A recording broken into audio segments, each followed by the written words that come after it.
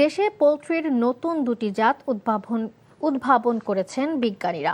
এছাড়াও পোলট্রির মাংস ও ডিম উৎপাদন বৃদ্ধির পাশাপাশি ব্ল্যাক সোলজার ফ্লাই ব্যবহারের মাধ্যমে খাদ্য খরচ ৮ থেকে ১০ ভাগ কমিয়ে আনার কথাও জানিয়েছেন তারা।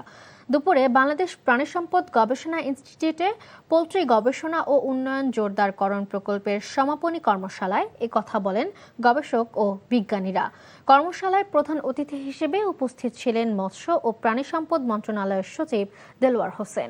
কর্মশালায় মূল প্রবন্ধ পাঠ করেন পোলট্রি রিসার্চ সেন্টারের প্রধান ও প্রকল্প পরিচালক ডক্টর মোহাম্মদ সাজদুল করিম সরকার। এ সময় প্রাণিসম্পদ অধিদপ্তর পরিচালক ডক্টর বেগম শামসুন নাহার আহমেদ, বাংলাদেশ প্রাণিসম্পদ গবেষণা ইনস্টিটিউটের মহাপরিচালক ডক্টর শাকিলা ফারুক সহ অনেকে উপস্থিত ছিলেন।